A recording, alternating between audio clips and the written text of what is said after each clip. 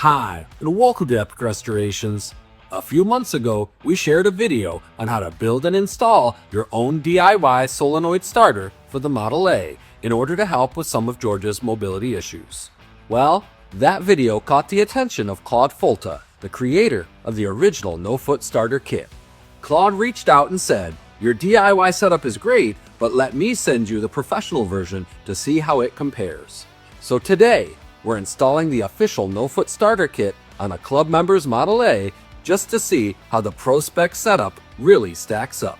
So grab your tools, roll up your sleeves, and let's get to work. Right off the bat, the difference between sourcing your own parts and getting a dedicated kit is obvious. Instead of us having to fabricate a bracket for the dash button, this kit comes with a perfectly pre-vent bracket designed specifically for your model year's Model A dash rail, and the wiring is already cut to length with the correct terminals crimped off. Our DIY version works perfectly fine, but this is for the owner who wants a 30-minute install with zero guesswork. It's quicker, easier, and cleaner. That's exactly what Claude was aiming for with this kit. To get started with this installation, we began by disconnecting the battery.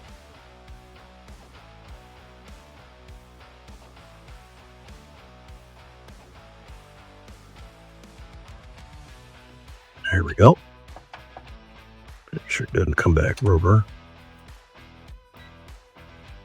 All right, so now we disconnect the battery, but we want to double check. Yep, there's no power there, so we're good. We're good to go. And so the first thing we're going to now do is get this brake rod. Need a 1/2-inch wrench on the lock nut, and it's either 5/8, I guess it's a 3/8. There we go. Back off that lock nut, and you can unscrew from there. Now we got to take that nut off because we're going to pull this rod right out, eliminate it. So there, we got the foot rod pulled out. I'm going to put that lock nut back on it, and we'll tag it and bag it in case we ever want to use it again. And the same hole that's right there where the rod came through the firewall is where the new wire will come, because your solenoid is going to sit right here. So now our next step is we got to take this switch off. All right, so now and be careful not to lose these little screws.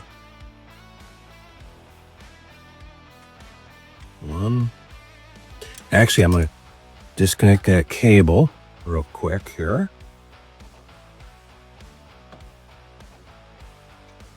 There, that should come right off.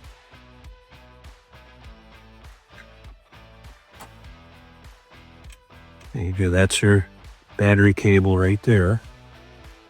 You've got a washer. And this is that wire we talked about. We're going to have to replace a little bit longer one because you're going from here on up to here. So this is not going to be long enough. Now we'll take the rest of this off.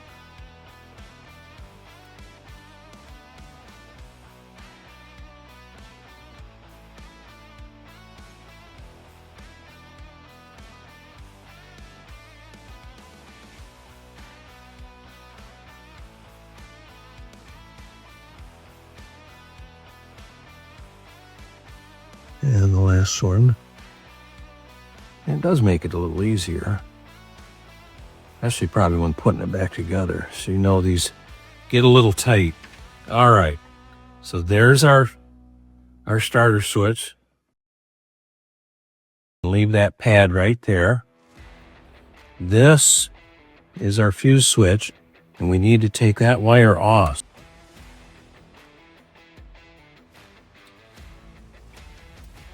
There we go. You can see how much longer the replacement wire is. So it allows you to get up on top of the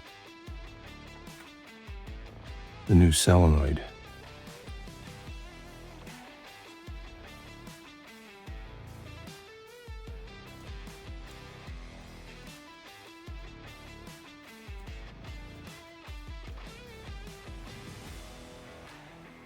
He's really thought of everything. Everything in this kit, everything you need. Now, if you don't have one of these, that's okay. If you've never put one of these on, this wire here will go on top of that starter, on top of the solenoid.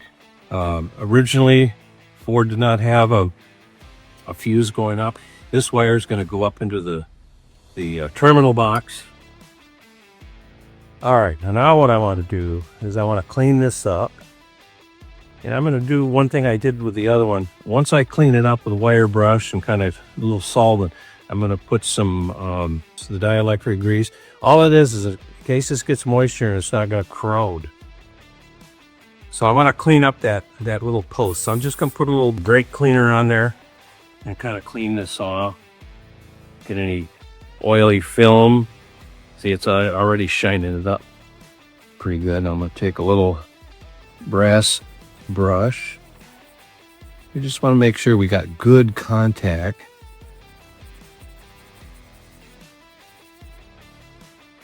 And I think I'll do the same on the switch. So just to review, this is the original switch with the foot push. You can see it's the same housing.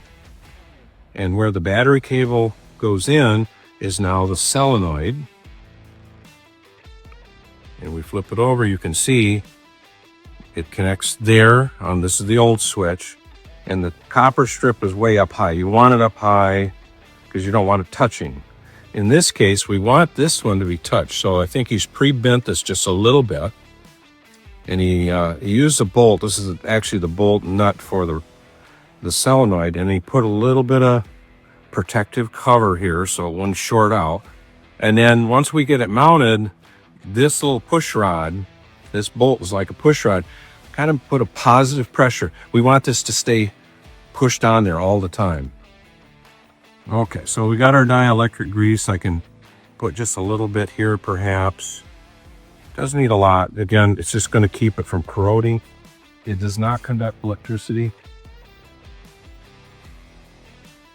But perhaps we won't have to visit this because it got water in there and corroded just a little bit and started to build up resistance. So now we're going to take and remount this.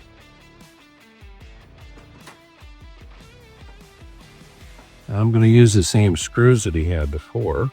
These can be a little tricky, especially the back screws. I'm going to put the front screws in just enough to get things lined up, and I can see much better on this side.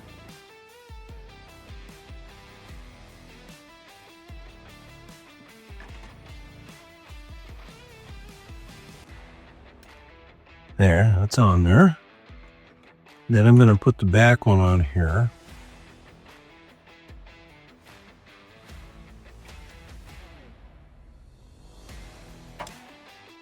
That'll help line up the holes on the back side that I can't see that well.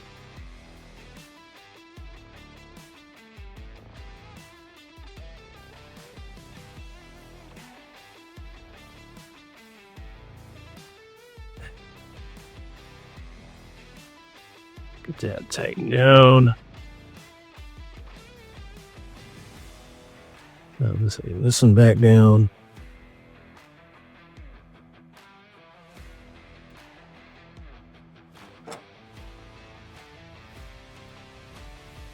That tighten.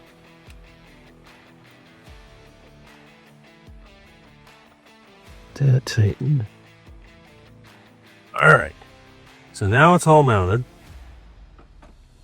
And according to his instructions, this is a 13mm nut, which is nice of him to say because I have a 13mm nut ready to go. But now,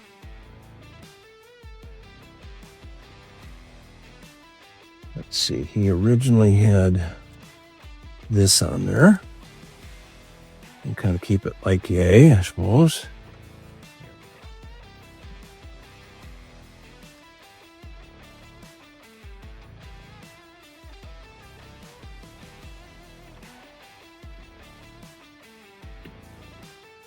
Now, oh. hold that solenoid shell. Tight is tight. Okay. Now the next thing is we need to kind of turn that. And he's done a flat or two on that bolt. So maybe I'll go get a small wrench. All right, this is a 3/16 inch open end, which will go on the flats on that adjuster. There, I can feel it. My lock nut is still loose, but I got positive pressure down on that copper. So now it's making good contact. And so what I need to do now is just lock this up. Okay, 7/16. There, now that's locked, that won't move. We got positive pressure on that. We got this tightened down nice and tight. And these are all reconnected nice and tight. That all looks good. You can get to the fuse.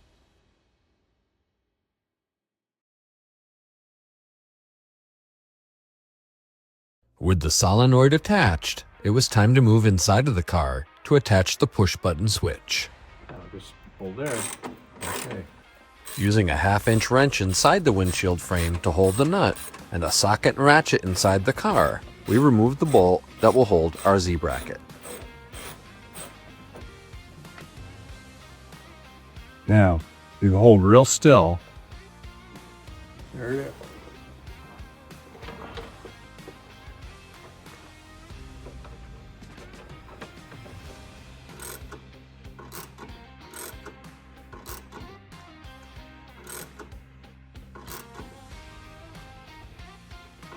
Yep.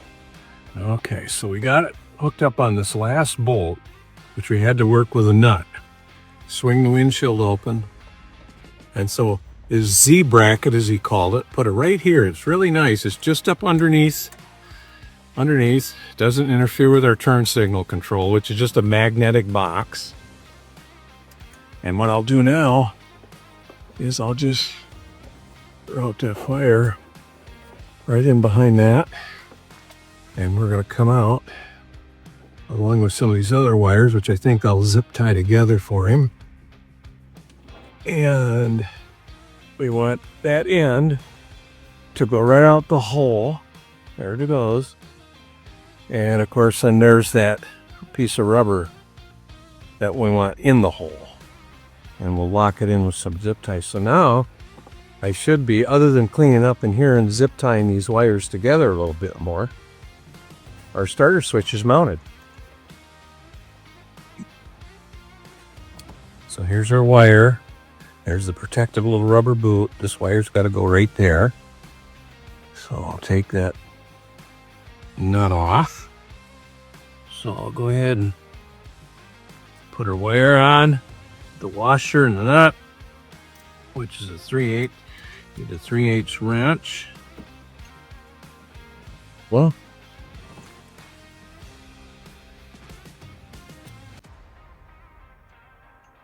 now be careful not to strip this one.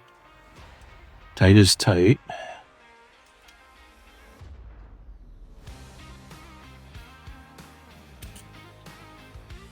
There. Now, he wants us to put a zip tie right here. This will keep this little rubber tube from sliding.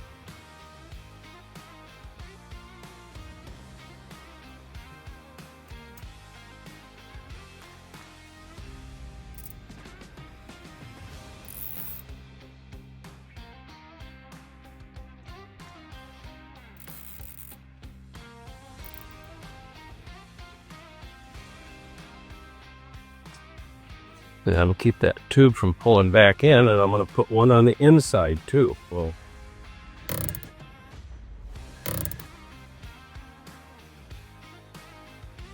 there, see, that won't go in and out. I'll get my wire nippers.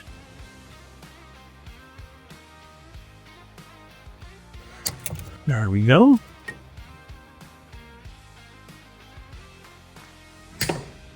Okay. So this is on, that's tight, these are tight, this is tight, Now it's time to hook the battery back up and check, make sure it works. Okay, we got our battery hooked up. Let's test it. And I made sure it's in neutral. I'm going to check it again. All right, so just hitting this. There you see. And you can actually do it manually outside too, with that push button that I pointed out earlier. Check the manual push button. Yep, that all works good too. So we are done. No-foot starter. And just like that, we've got a professional no-foot starter system fully installed. After spending time with both our custom DIY setup and this official kit, the difference really comes down to fit and finish. Claude has clearly put a lot of time into the bracketry and the wiring harness, making this a true bolt-on experience that takes all the guesswork and fabrication out of the process. It's a clean, reliable upgrade that makes a massive difference in the Model A experience, especially for those who need to keep these cars easy to drive. Huge thanks to Claude Folta for reaching out and letting us put his kit to the test. If you want to install the no-foot starter on your Model A, we've got a link down below in the description. So join us next time as we bring you more tips and information on how to maintain and enjoy your Ford Model A on the next episode of Epic Restorationz.